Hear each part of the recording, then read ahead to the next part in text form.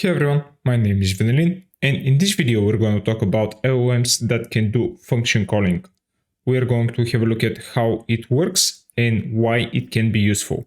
Let's get started. If you want to follow along, there is a complete text tutorial that is available for ML Expert Pro subscribers within the bootcamp and then LLM function calling. Here you can find the complete text tutorial along with the source code that you need in order to reproduce the results throughout this video. So if you want to support my work, please consider subscribing to ML Expert Pro. Thank you. Not all LLMs are able to do function calling for us or are even good at function calling. So luckily for us, the Berkeley function calling leaderboard is a place where you can essentially get a standardized results on how different LLMs are performing on this essentially evaluation. So here you can see that Quote is currently at number 1 with overall accuracy of 90%, I believe this is.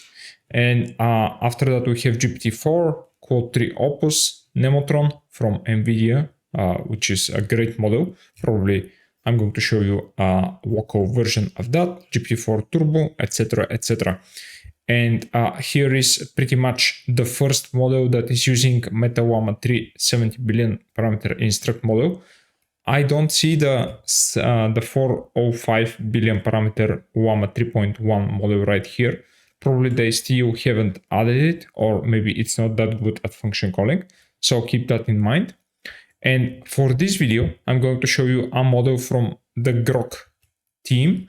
And they're introducing Llama 3 Groq 2 use models.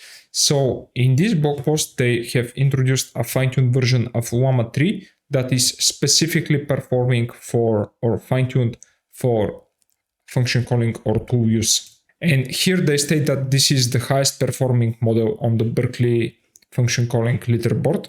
So from what I'm seeing right now, this model is unfortunately not available on the leaderboard, but in my opinion it is pretty good. Here they have an overall comparison between different models, and they state that their model is performing very well. So I'm going to link this down into the video, and if you want to have a deeper look into it. Fortunately for us, those models are also open, so you can essentially download them from the Hugging Face repositories.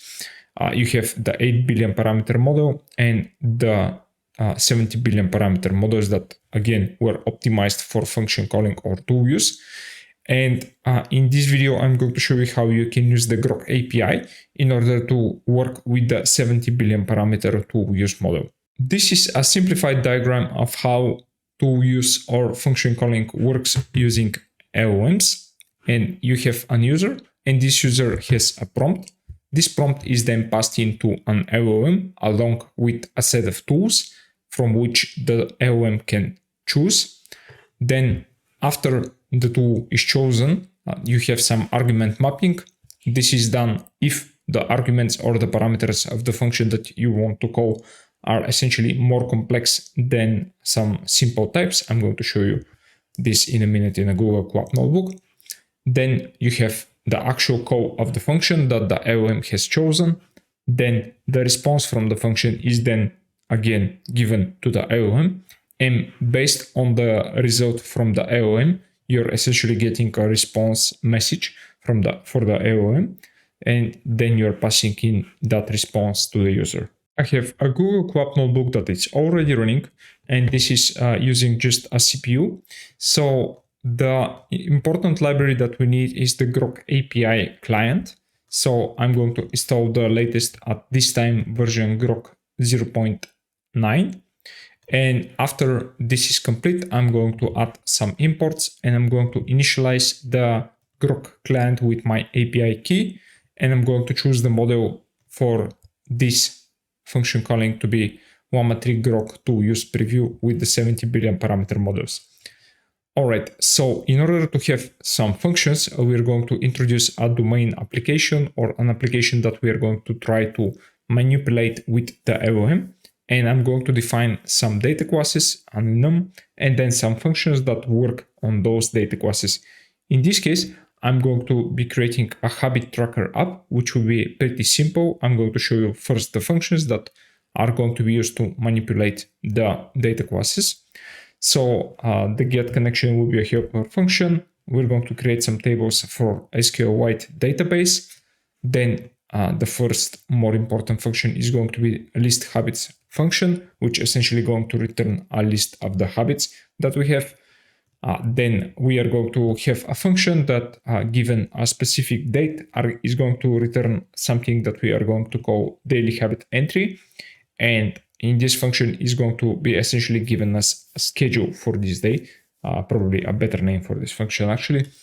Then we have a complete habit function, which is going to receive an habit ID and then the date for which this habit needs to be completed. Then we're going to have add habit function or create habit function, which is going to take a name, repeat frequency, and then some tags. And it's going to return the ID of the newly created habit. As you can see, those functions are getting more complex and more complex. And we're going to see that even though these functions are a bit not straightforward as you might like, the LLM is going to be able to actually call this function correctly. And then I have a helper function, if you will, that is called show habits for date, which essentially is going to print out the schedule of the habits for, again, a particular date. And for the data classes themselves, I have two data classes and one enum. Day of the week enum is pretty straightforward. Then we have a data class for the habit, ID, name, repeat frequency, which essentially is a set of days of week. Then some tags, which are going to be a list of strings. And this is not, let's say, a more complex data class. And then we have daily habit entry, which essentially is a representation of a habit for a specific day.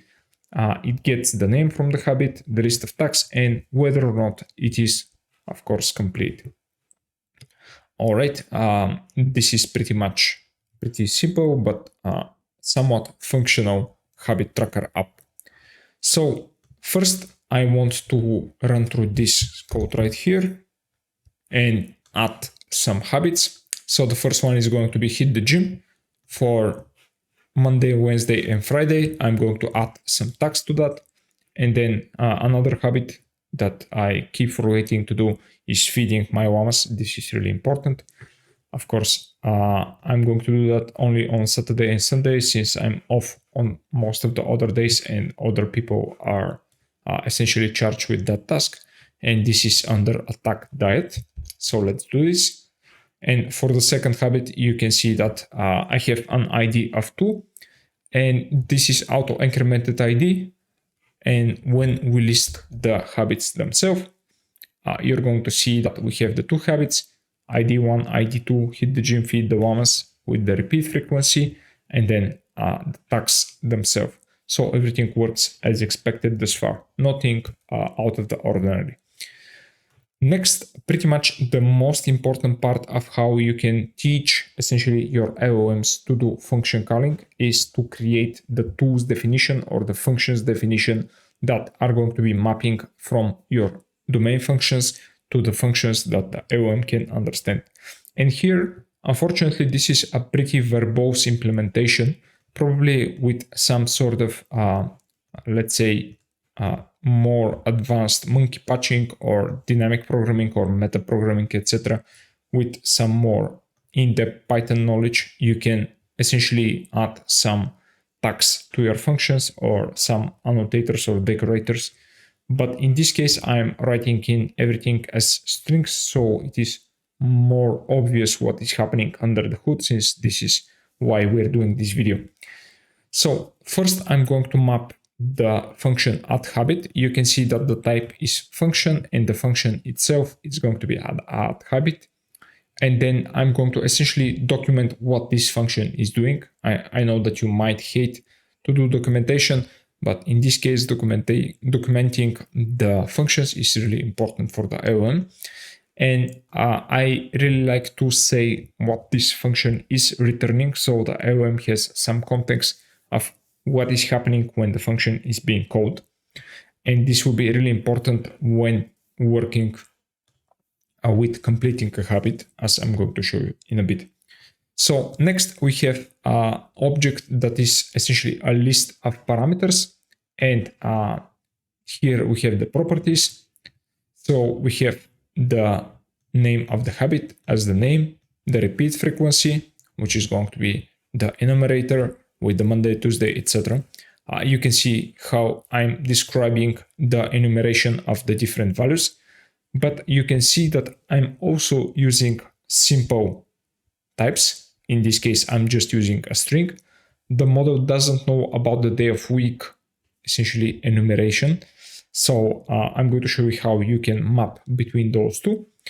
And what I really like to do is for each possible, let's say, more complex parameter, to give it an example, days of the week to repeat. And as you can see, I'm giving it an example of a list for Monday, Wednesday, and Friday. And then for the tags, the type is array, description list of tags, and again, an example. Finally, you need to provide the LLM with which parameters are required. In this case, the tags can be empty. So I'm going to be adding a name and a repeat frequency. Okay, so the next function is pretty straightforward. List habits returns a list of all available habits. So this function is, again, pretty straightforward. No parameters, no required parameters, etc. Just list habits. Next, habits for date. And here returns a list of habits scheduled for a date. We have one parameter, the date. Again, this is a string, not a date object. And for the description, date for which to display scheduled habits in ISO format. So this is the standardized date format. And again, I'm describing a simple example right here. I've chosen this example because the 11th month and the 23rd day of the month. So the model can easily understand the year, the month, and the day. And we have another, again, a required parameter, which is going to be the date. Okay, and the final function is the complete habit.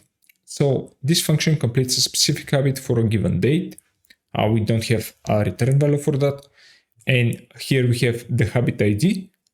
So again, an example ID of the habit, for example, 1, and then date for completion of the habit in ISO format. Again, the same example with an explanation of what the parameter is doing. And here again, we have two required parameters, the habit ID and the completion date. So even though this is a verbose way to essentially describe your functions, this is really helpful for the LLM to understand what those functions are, and more importantly, understand the different parameters that are needed in order to properly call the functions. All right, so next we have these available functions, and this is going to be essentially a mapping for the add habits, list habits for the strings that we've placed in right here. And then those strings are going to be mapping to the original functions that we have already created. All right, so next, as we've already seen, it is important to have a mapping between the strings and, in this case, only strings for the repeat frequency and the date and the completion date. So we are going to be defining this argument mapping, which is essentially going to be a dictionary of strings for keys and then one of the functions for the values. And as you can see, we're going to get, for example, for the repeat frequency, the day names, which are going to be strings.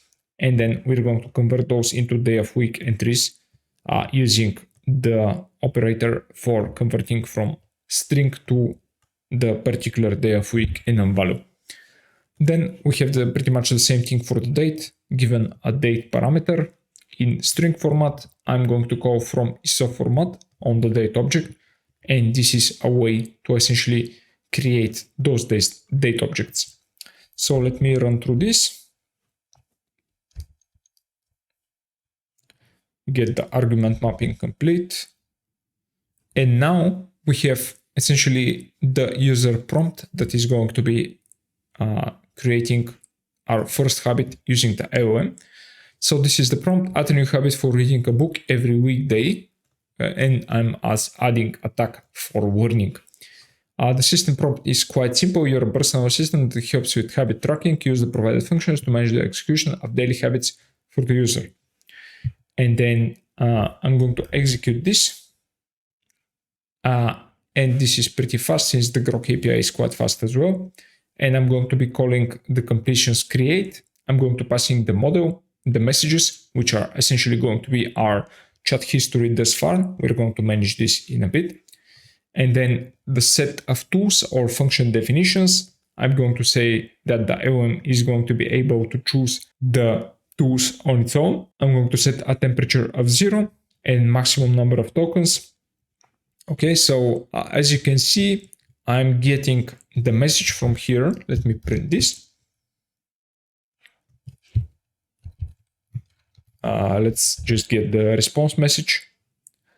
You can see that this is quite a complex response, but the most important part here is the tool calls. So let's see what do they contain.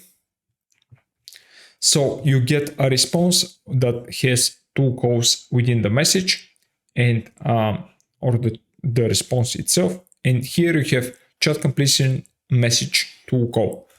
This is really important since it has an ID. So this is essentially a mapping for you to say, hey, we've executed this function and you've given us this ID. And for this ID, this is the response that is aligned or mapped to this function call.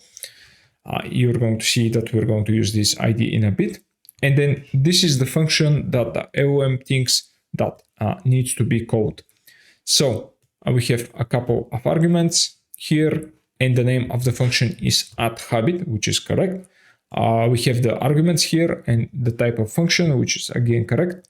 So this is the arguments: name, reading a book, which is great, repeat frequency, Monday, Tuesday, Wednesday, Thursday, Friday. Recall that we've set every weekday, so this is again correct. And the tag was also correctly provided as a list that contains a single element called warning, since this is what I've passed in. So everything works or looks correct here. And then I'm going to be essentially getting the function that I need to call along with the function arguments that we're going to pass or parse with JSON. And let's see what we have for the arguments themselves. So this is the JSON that we're going to be using, or the dictionary essentially that we're going to be using in order to call our functions. And then I'm going to be getting these functions arguments, and I'm going to get the name of those, and I'm going to essentially create an intersection with those and the argument mapping that we have thus far. And let's see which arguments we need to map. Only the repeat frequency is one. Only for the repeat frequency we have a mapping function. So for this mapping function, I'm going to essentially replace the arguments, and this is how I'm going to call this. So this syntax might be a bit daunting at first, but it's pretty simple. I'm going to get from the argument mapping the argument name, in this case repeat frequency, and then I'm going to be calling the function arg name in order to get the values, in this case Monday, Tuesday, Wednesday, Tuesday, Friday, etc. So yeah, I can show you actually this for the argument mapping, since we have only one. This will just return the function with the day names. So this is going to be the repeat frequency mapper. And then for this part, we are going to take the strings for Monday, Tuesday. Yeah. So these are now the mapped values. And yeah, I can print the new function arguments right here. And as you can see, the name and the tags are as is, but now the repeat frequency has replaced the strings with the new enum values. So everything works great thus far. And then we are going to essentially call the function. So this is the function to call, which should be stored in this right here. So this is the function @habit. we are getting the definition of the function, which is great. And then I'm going to pass in the function arguments, and I'm going to destruct their values. So again, this is a way to use a dict as essentially named value pairs that are going to be represented as function arguments. And this is going to be the function response. Let me just take this. And let's see what is the function response from here. This should be the ID. Yeah, this is the new ID for the habit. And this is how we are telling what the response is. The function name for the name to the LLM. Of course, I'm going to pass in to the history of the messages to call ID. This is the ID that I've shown you before. A row, we have a new row, not user, not assistant, not system, but two. And then I'm going to give the response of this function as a string, since this is an integer for the ID. And I'm going to essentially call the model again with the messages and the temperature of 0. So now we'll see the content. The habit reading a book has been successfully added to your weekdays with the tag learning. So this essentially is the response that you want to present to the user. And this is the response that the LLM is giving based on adding your habit. Let's now see what habits we have. And sure enough, we have the new habit reading a book with ID 3, repeat frequency, and the tag learning. So this is the way that you can essentially call the LLM and ask it to do a function call for you.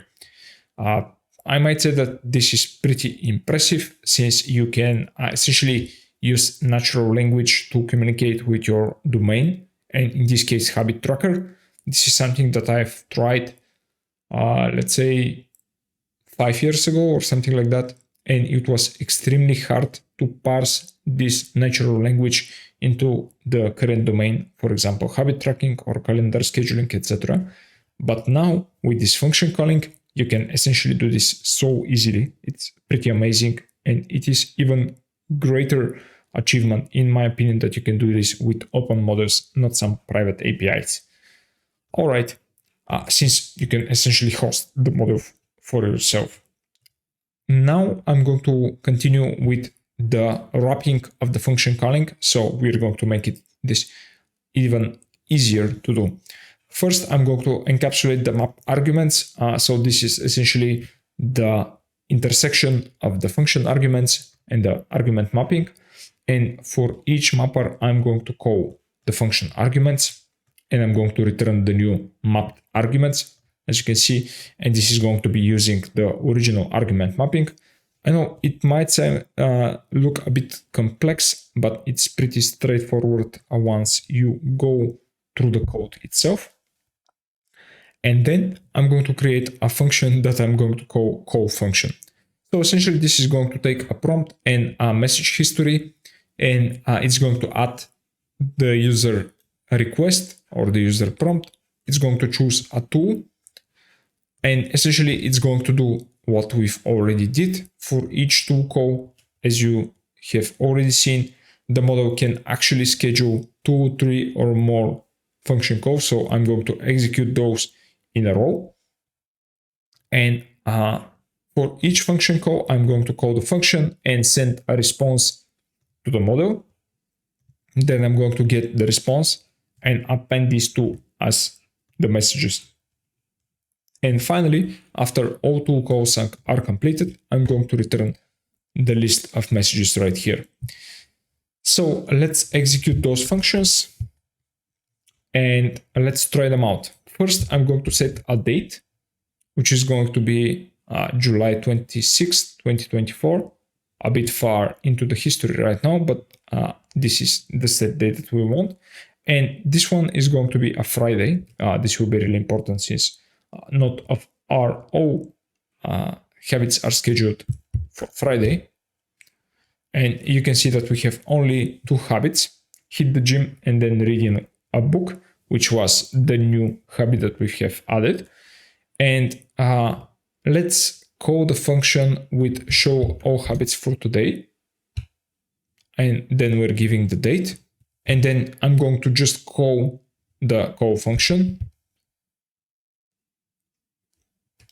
And this is the actual response from the LLM. Again, this is pretty amazing. You have the following habits for today, 2024-07-26 or July 26th. Hit the gym with tags exercise and fitness, and then reading a book with tags learning. Okay, now I want, and this is all stored in the message history, if you recall how the call function actually works. And then the next prompt that I want to try out, complete the gym habit for, again, the same date. Since we have hit the gym, complete the gym habit. Okay, so it's not exactly the same, but it should be no problem for the LLM. Again, I'm going to call the call function, and then the response is hit the gym habit, which is correct habit from here, for the specific date has been marked as complete. And now I'm going to manually call show habits for date. And as you can see, the hit the gym habit has been completed within the database and properly displayed right here. Okay, this is nothing short of amazing, and I really like that how easy it is with those types of models to do some function calling. It is a great stepping stone for building your own agents from scratch. By the way, if you're interested in building agentic application from scratch without using LangChain or Llama Index or other framework, please let me know down into the description. And in this video, we've seen how you can do those types of function calls with a library that is only accessing the Groq API. Of course, you can do the same thing with Llama or Llama CPP or any other model that supports function calling. And we've seen how you can essentially teach the LLM what your domain functions are, and then use those domain functions in order for the model to call them. Thanks for watching, guys. Please like, share, and subscribe. Also, join the Discord channel that I'm going to link down into the description of the video. Please join ML Expert Pro to support my work, and I'll see you in the next one. Bye.